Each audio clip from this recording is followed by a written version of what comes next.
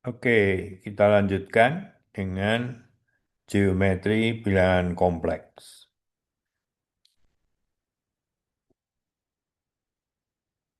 Nah, keuntungannya bilangan kompleks itu berada di bidang ya, karena dia kita pandang sebagai suatu pasangan bilangan. Ya. Dengan demikian, kita bisa mengidentifikasi bilangan kompleks itu sebagai sebuah titik. Ya, jadi kalau ada bilangan kompleks X plus YI, maka kita pandang ini adalah bilangan kompleks kita. Ya, jadi sebuah titik. Kalau di R, maka bilangan real itu adalah sebuah titik di garis. Di sini adalah sebuah titik di bidang. Nah, kemudian kita ingin mendefinisikan seperti pada bilangan real ya, mulai dengan harga mutlak. Harga mutlak itu adalah jarak dari bilangan ke titik nol. Nah, di sini juga ya harga mutlak, tetapi disebutnya sebagai modulus. Ya, modulus dari set bilangan kompleks ini didefinisikan sebagai jarak titik XY ke titik asal ya, yaitu titik 0,0. Dengan demikian kita akan memperoleh formula seperti ini. Seperti pada vektor, maka modulus ini menyatakan panjang ya, panjang dari vektor dari yang berasal dari titik 00 ke bilangan kompleks Z.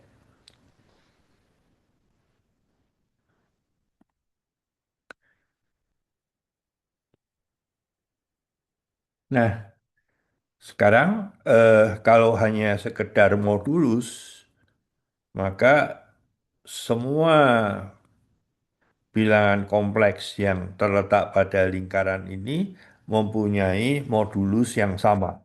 Oleh karena itu, perlu untuk menspesifikasi bilangan kompleks tertentu.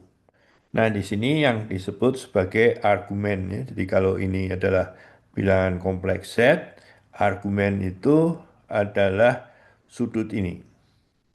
Tetapi nanti kita bisa melihat bahwa argumen itu juga bisa sudut yang ini muter lagi begitu. Dan bisa saja putar lagi begini. Ya, jadi oke, setiap bilangan kompleks Z diidentifikasi dengan titik seperti yang sudah saya sebutkan tadi. Kemudian argumen ya. Ini harusnya mungkin formalnya harusnya A kecil. Nah, ini dia. Adalah sudut theta antara vektor XY ya, vektor ini dan sumbu real positif. Jadi di sini yang memenuhi tentu saja kalau ini sudut theta, maka tangen theta itu adalah Y per X. Tapi perhatikan bahwa periode dari tangen theta itu pi ya. Jadi perlu diperhatikan eh, posisinya.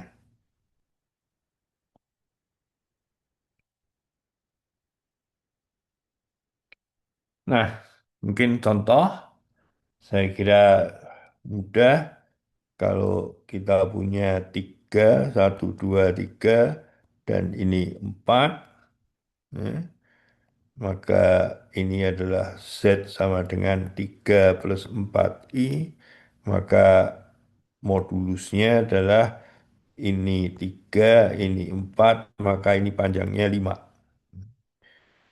Nah, argumennya tidak sekedar argus tangen 4 per 3.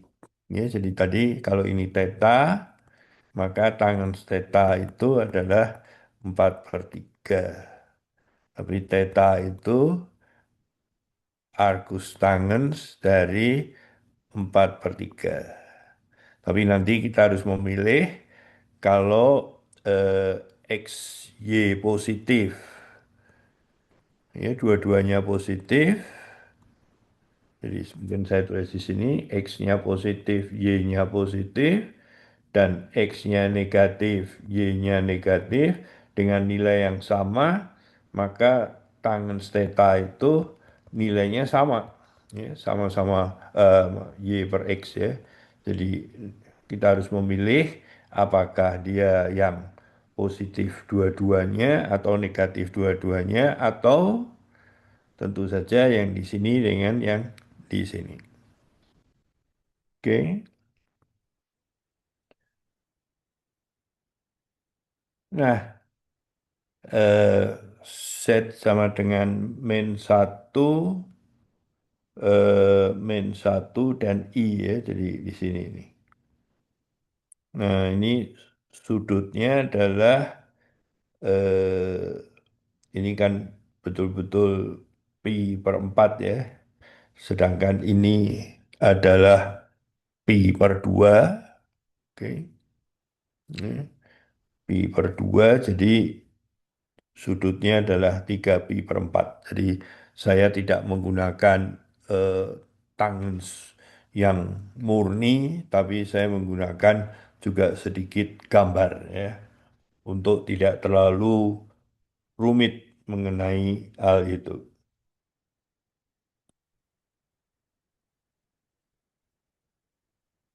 Nah, Z sama dengan 2I, yaitu gambarnya di sini ya. Maka argumennya adalah pi per 2. Saya mungkin agak kurang tepat. Jadi nanti di sini kalau A-nya kecil, itu sebetulnya saya bisa mengatakan argumennya yang ini juga boleh. Ya, jadi ini ada plus 2 NP sebetulnya ya semuanya. Oke, 2 NP. Dengan N-nya itu adalah bilangan asli. Ya. Oke, jadi seperti itu. Oke. Nah, dengan adanya modulus dan argumen, kita bisa menuliskan bilangan kompleks seperti ini dalam bentuk koordinat polar ya. Jadi kalau kita gambar ini adalah R, maka ini adalah X dan ini Y ya. Dari sini kita lihat bahwa apapun sudutnya theta ditambah 2 NP tidak akan mempengaruhi relasi cosinus theta dan R-nya adalah sin theta. Ya. Nah, dengan adanya penulisan ini, maka Z sama dengan X plus Y itu dapat ditulis sebagai bentuk polar ini.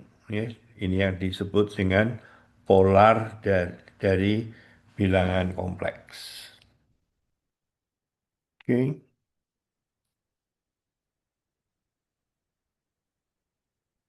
Nah, eh, bentuk polar ini menekankan dua informasi utama, yaitu R sebagai jarak bilangan real terhadap titik nol, dan theta menyatakan arah sudut. Ya. Jadi ini sudah kita pelajari. Kemudian bentuk ini sangat berguna untuk memahami perkalian dan pembagian bilangan kompleks. Tetapi sebelum kita melihat itu, marilah kita lihat yang disebut sebagai argumen utama. Ya. Jadi kalau setnya tidak nol, maka argumen utama itu ditulis A besar ya. Jadi tadi saya tekankan kalau A-nya kecil itu argumen eh, kecil itu tidak tunggal sebetulnya. Ya. Nah, ini perlu diperhatikan bahwa tidak seluruhnya ya. Jadi ini kalau kita lihat tetanya itu dari 0 sampai pi di sini. Maaf ini kenapa mengalami salah ya tetanya di sini ini adalah pi dan ini juga boleh min pi tapi ini harus diambil ya jadi ini tidak termasuk di dalam argumen utama tujuannya apa agar kalau kita bergerak sedikit Kalau ini tidak ikut, ya, maaf, kalau ini ikut, maka kalau kita bergerak sedikit, loncat, ya. Nah, kita ingin tetap kalau bergerak sedikit, eh, nilainya, perubahannya juga sedikit, ya. Oleh karena itu, kalau ini diambil, maka titik kalau kita berada di sini tidak bisa langsung lewat ini, ya. Jadi harus muter ke sana. Nah, itu tujuannya mengapa sudut apa garis katakanlah argumen sama dengan pi itu kita ambil. Nah, sekarang kita lihat penjumlahannya. Jadi seperti tadi dapat ditulis seperti ini, dapat didimensi dengan titik atau vektor, disebut bidang kompleks, kemudian penjumlahannya ya. Jadi penjumlahannya saya kira ini cepat saja. Kalau ini punya set satu, ini set 2, maka penjumlahannya itu adalah eh, komponen wise. Dan itu bisa disajikan sebagai jajaran genjang ya, jajaran genjang. Ini diagonalnya, maka ini adalah hasil jumlah set satu dan set 2, ya. Ataupun dapat disajikan sebagai eh, penjumlahan segitiga ya. Jadi ini ke sini dan kayak seperti vektor di matematik bisa digeser ke sini, ya. Dan kemudian jumlahnya adalah seperti ini. Oke, jadi aturan jajaran genjang maupun aturan segitiga tadi. Nah, oke, dalam hal ini modulusnya tidak pas persamaan ya, tapi harus merupakan ini set satu, ini saya gambar set 2 di sini, maka ini jumlahnya, ya. Set satu plus set 2. Nah, kita lihat bahwa ini adalah satu sisi dari sebuah segitiga, tentu saja dia lebih kecil dari penjumlahan panjang ini ditambah panjang ini, ya. Jadi ini untuk mengingatnya kita mudah menggunakan ini, tapi nanti kita akan membuktikan pertasamaan segitiga ini lebih analitik ya. Jadi kalau Anda di vektor itu yang disebut sebagai pertasamaan Cauchy-Schwarz.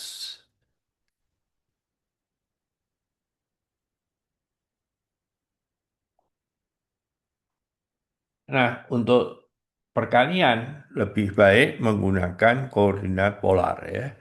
Jadi kalau kita punya set satu, maka ini adalah modulusnya, ya kan? Dan ini adalah ekspresi X plus IY tadi, bentuknya seperti ini, argumennya theta 2. Nah, kemudian kalau dikalikan, ya, kalau dikalikan, ya bentuknya seperti ini, kemudian ini tinggal dikalikan, ya. Dan hasilnya adalah seperti tadi, ini kali ini minus ini kali ini dan seterusnya ya.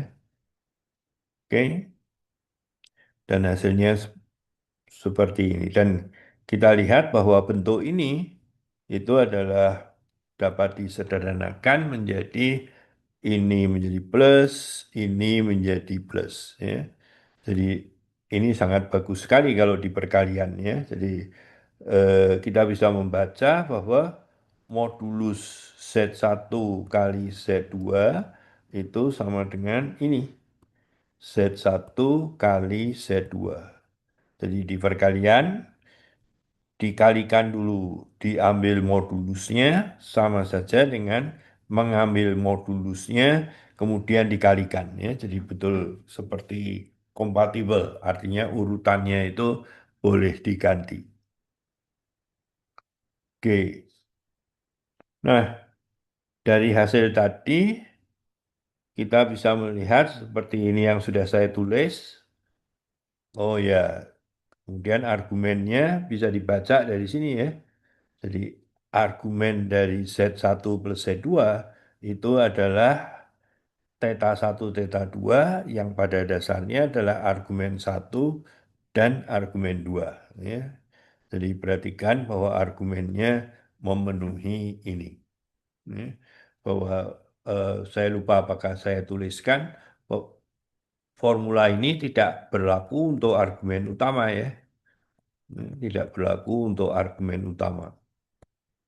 Tidak sama dengan argumen Z1 ditambah argumen Z2. Oke. Ya, untuk pembagian serupa, detailnya saya kira bisa. Eh, sini ini minus ya. Jadi kalau pembagian argumennya minus seperti ini. Jadi kalau modulusnya mudah, ini argumennya di sini ada salah ya. Ini harusnya adalah minus. Oke. Nah, lanjut. Ini dituliskan ya. Jadi catatan untuk argumen utama itu tidak berlaku. Ya. Argumen utama itu harus punya nilai di antara min P dan P. Ya. Tidak selalu berlaku, ya, khususnya kalau saya punya vektor di sini, saya kalikan dengan vektor ini kan vektor ini naik ke sini, ya. Ini argumennya positif, sedangkan yang di bilangan kompleks ini argumennya utamanya bukan ini, ya, bukan, ya, tetapi harus dihitung dari sini. Oke, jadi ini positif ditambah positif, argumennya dalam kasus ini negatif. Jadi dia tidak terlalu berlaku. Tapi kalau kasusnya hanya Z1, Z2, kalau dikalikan argumennya di sini, ini masih berlaku. Ya, jadi demikian pula halnya dengan pembagian. Ya, itu tidak selalu berlaku untuk argumen utama. Lanjut, ya, Z1. Nah, sekarang kalau kita punya bilangan kompleks I, maka bisa ditulis seperti ini ya. Jadi I itu adalah di sini argumennya adalah Pi per 2. Jadi kalau kita kalikan, maka argumennya itu eh, jadi kalau ini Z, ya, kalau dikalikan I, modulusnya tidak berubah, tapi argumennya berubah sebesar sudut pi per 2. Ya. Jadi ini I kali Z. Gitu. Oke.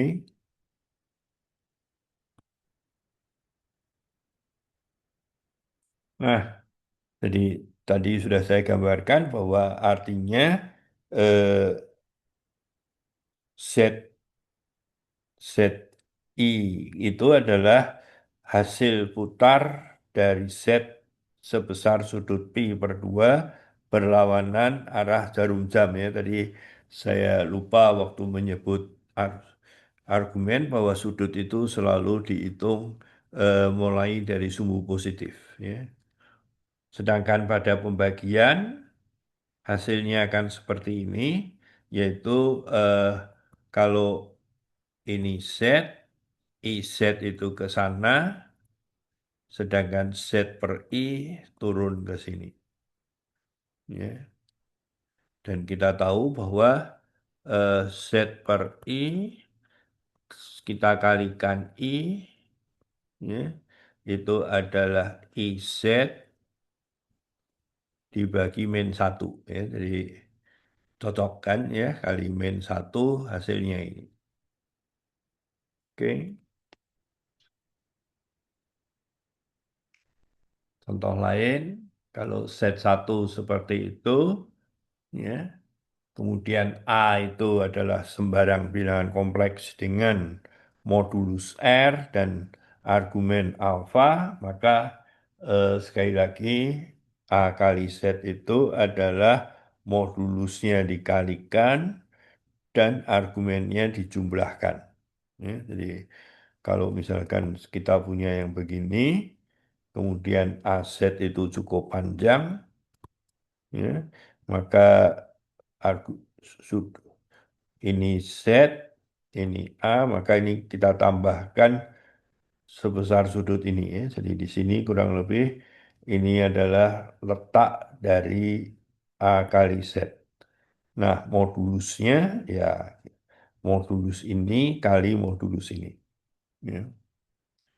Jadi eh, tentu selalu bisa digambar ya, tapi mungkin pengalaman saya agak sedikit panjang, jadi saya abaikan kalau di sini. Ya, artinya set diputar sebesar sudut alfa berlawanan arah jarum jam dan diperpanjang ataupun diperpendek dengan faktor R.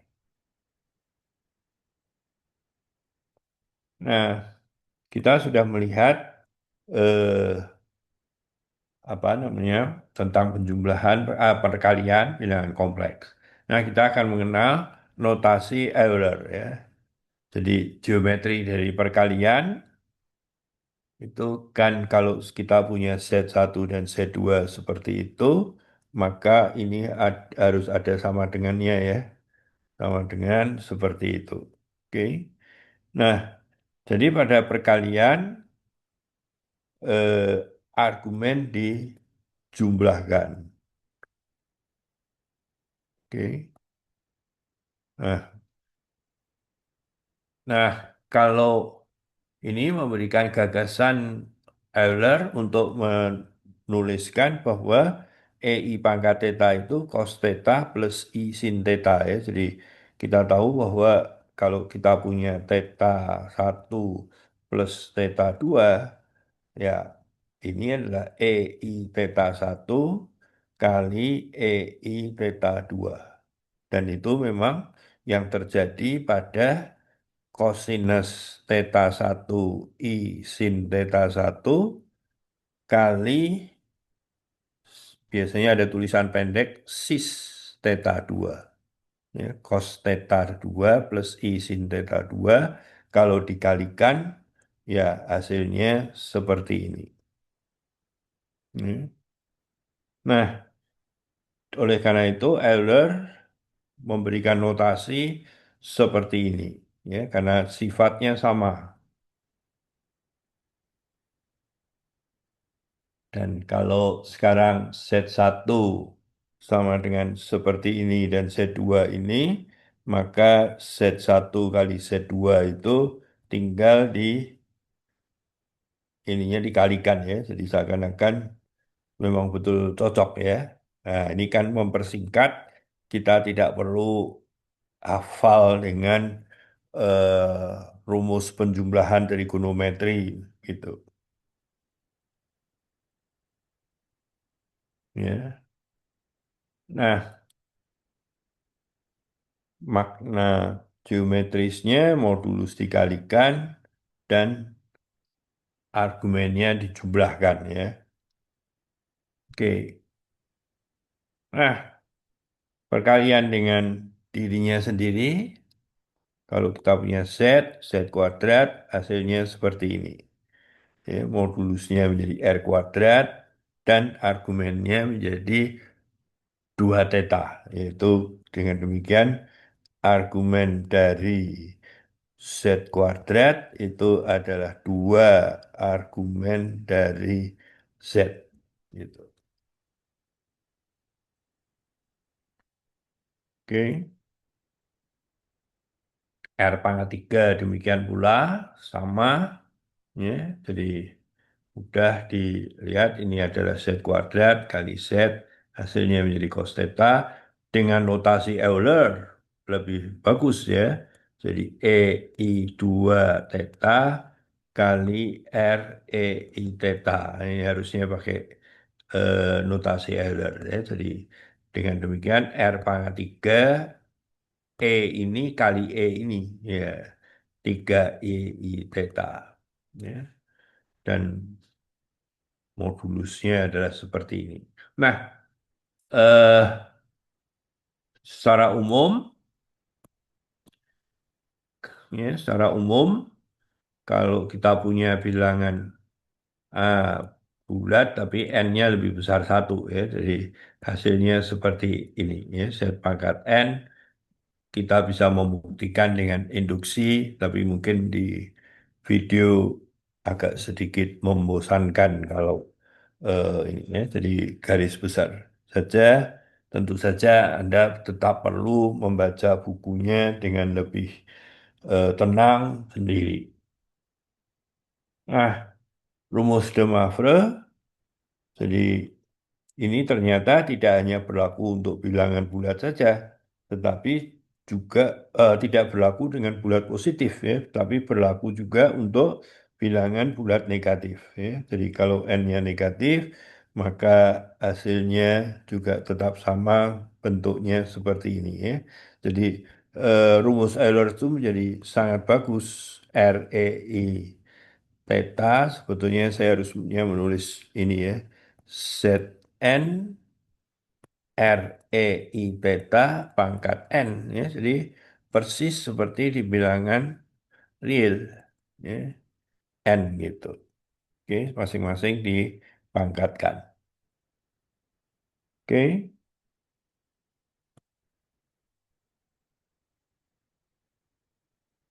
Nah, tuliskan bilangan kompleks ini dalam bentuk A plus BI. Ya, Anda bisa saja mengalikan sampai 6 kali. Ya, tapi bilangan kompleks ini ada teknik yaitu eh, dengan menggunakan bentuk polar tadi. Jadi ubah bilangan kompleks ke bentuk polar, kemudian gunakan rumus de Moivre, maka kita akan memperoleh Z pangkat 6 dengan mudah. Oke, jadi kita jalankan Z-nya ini, modulusnya ini, eh, argumennya ini, oh ya ini pakai V, harusnya theta. Dengan demikian, Z itu seperti ini. Dan kemudian Z pangkat 6, ya tinggal 2 pangkat 6, kosinus 6 kali Pi per 3, begitu, plus I sin 6 Pi per 3. Ya, jadi mudah sekali. Ini kurung-kurung gitu. Oke, ya. Nah, gunakan rumus de Moivre seperti yang tadi sudah saya inikan, hasilnya jadi 2pi, ya. Dan 2pi itu ini 0, ini eh, 1. Jadi hasilnya 64. Oke, seperti yang tadi sudah terlihat. Oke, contoh yang lain, eh, 1 plus I pemangkatan, argumennya itu kemudian modulus dipangkatkan, dan argumen dikalikan ya. Oke. Nah, ini Z maka Z kuadrat di sini, Z pangkat 3 di sini ya. Jadi karena ini Z-nya adalah sebesar ini pi per 3 ya. Jadi ini Z pi per 3, kemudian Z kuadrat ya jadi 2pi, ini 3. Oke. Nah, contoh lain, jelaskan arti geometri dari himpunan ini. Ya, dengan Z0 bilangan kompleks tetap dan kemudian dia jarak R. Jadi kita tahu bahwa ini tadi dapat dipandang sebagai kalau Z ya jarak Z terhadap titik nol. Jadi kalau ini Z min Z0 kita bisa pandang sebagai jarak Z terhadap Z0. Jadi di sini himpunan ini ini set nolnya, ya, kemudian ini jari-jarinya R, ya, maka set di sini itu semua bilangan kompleks yang berada di sini, ya, yang ini sendiri tidak ikut, ya. Jadi seperti cakram gitu, tapi pinggirnya tidak termasuk. Dia akan termasuk kalau di sini ada tanda sama dengan, ya, lebih kecil sama dengan, maka batasnya akan masuk. Oke. Ya, ini sekedar mengingatkan tadi, dengan demikian berarti jarak saya terhadap ini lebih kecil dari R, ya. Ya, kita bisa saja menggunakan analitik, tapi mungkin kita harus paham dulu agar tidak terlalu rumit. Jadi himpunan ini adalah semua bilangan kompleks set yang terletak di dalam lingkaran, ya. Jadi kalau ya ini lingkaran gitu. Oke, kalau ini nol, ya, set atau ya mungkin perlu digambar, ini set nol, ini lingkarannya, maka yang dimaksud di dalam itu seperti yang tadi sudah saya sebut, ya. Dan hasilnya adalah berpusat di set nol dengan jari-jari R. Dan hasilnya adalah suatu cakram buka. Oke, gambarnya kurang lebih seperti ini kalau digambar manis gitu, tapi mungkin lebih bagus gambar tangan tadi, ya, walaupun tidak terlalu rapi. Nah, kalau tanda lebih kecil diganti menjadi sama dengan, maka diperoleh lingkaran, ya. Jadi betul-betul hanya lingkaran, ya. Jadi ini adalah eh, semua set, set min set nol sama dengan R, gitu. Oke.